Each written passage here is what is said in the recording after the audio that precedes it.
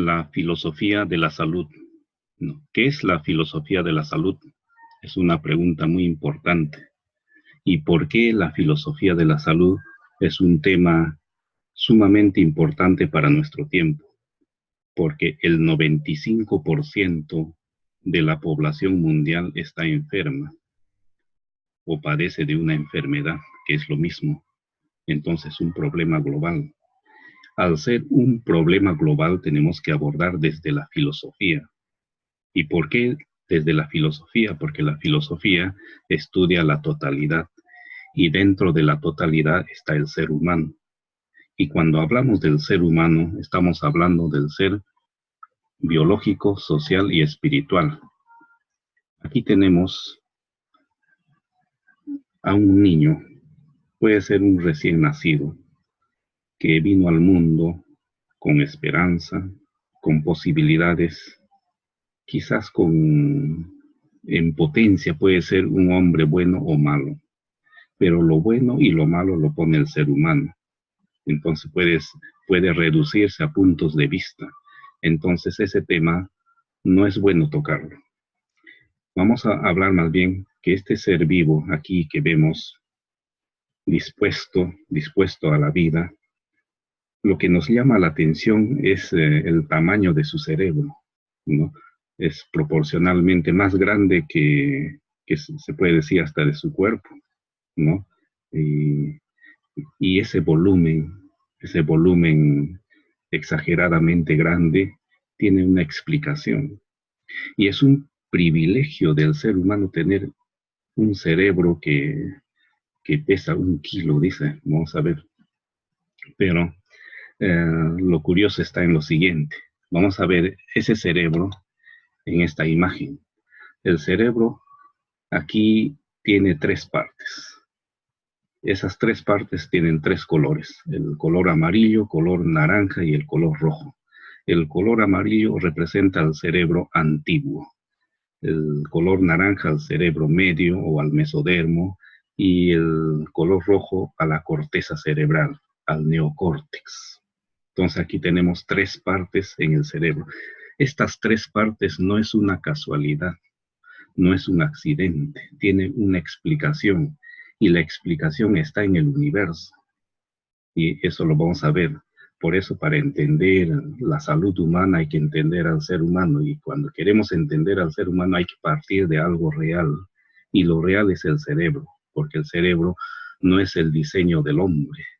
El hombre no ha diseñado que mi cerebro va a ser así y quiero que tenga 3 partes, ¿no? Esto es el diseño de la naturaleza y mejor dicho del universo, porque vamos a ver aquí en el cerebro las leyes del universo que rigen exactamente y vamos a ver cómo el problema de la salud es tan sencillo, pero primero hay que entender el cerebro. Entonces, en este cerebro, lo que resalta son las 3 partes. Muy bien, hasta ahí no nos dice nada, pero vamos a ver. El cerebro antiguo, el cerebro medio y el cerebro cortical funcionan como un todo. Es decir, es un sistema integral. Ahí ya estamos viendo la ley de la integración. Pero además aquí la ubicación del cerebro antiguo en la parte inferior, cerebro medio y el cerebro cortical, nos está diciendo la ley de la jerarquía descendente. Pero antes de la jerarquía descendente está la ley del desarrollo ontogenético ascendente. Es decir, el cerebro antiguo filogenéticamente es antiguo, pero no se está ubicando en la parte superior. O sea, por ser primero no dice yo voy a estar en la parte superior y así que a mí me corresponde dirigir, ¿no? Ordenar la función cerebral y de todo el organismo, no. Se ubica en el lugar donde apareció originalmente. Esta es la ley de la conservación de los niveles de integración, ¿no? Entonces, esto se va a cumplir en el lenguaje, en la naturaleza y en otros sistemas, pero aquí estamos viendo el cerebro, ¿no? Cómo se puede entender con claridad ¿no? la forma, la función y muchas cosas. Y ahora, esto lo vamos a trasladar, y a esta base lo vamos a trasladar para estudiar al ser humano, o sea, a la base antropológica.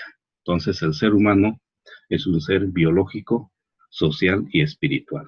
Muy bien, aquí se conserva también los tres niveles, ¿no? Biológico, social y espiritual, en el mismo orden. Es decir, aquí está la ley del desarrollo ontogenético ascendente, que quiere decir que primero se forma lo biológico, luego lo social, por la socialización, y luego lo espiritual. Ya, muy bien. Ahí está la ley del desarrollo ontogenético ascendente.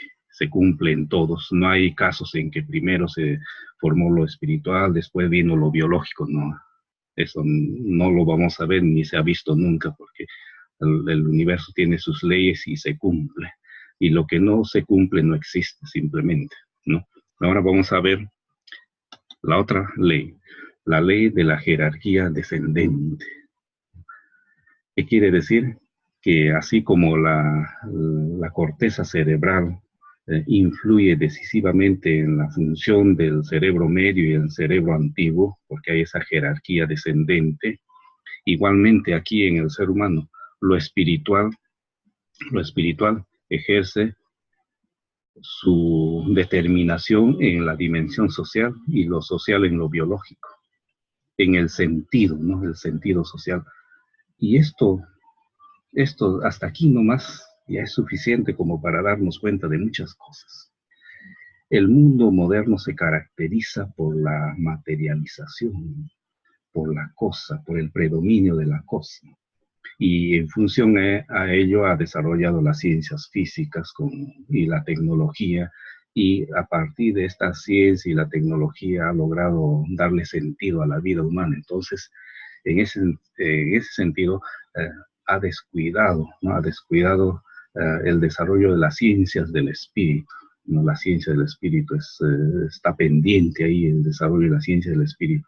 Ahora, y como el estudio del espíritu está ausente en las instituciones, no está en el plan de la educación, ni está en las instituciones globales que se relacionan a la educación, entonces hay un vacío. Este vacío trae como consecuencia la crisis espiritual, la crisis espiritual, la crisis existencial, la crisis de la falta de sentido de la vida. Y esto trae como consecuencia el desorden social, el caos social, todo lo que esto sí lo podemos percibir. Y esto trae como consecuencia el problema de la salud, es decir, es el 95% de la población mundial enferma, ¿no? Como consecuencia. ¿Y dónde está la raíz de todo ello?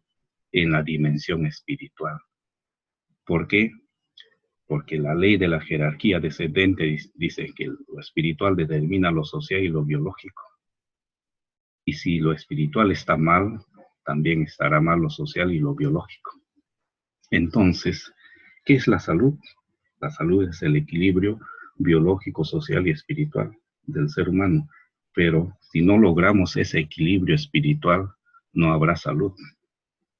No tendremos una idea de estar bien, pero como especie humana no se percibe ahí la salud mientras no logremos dar solución a este problema.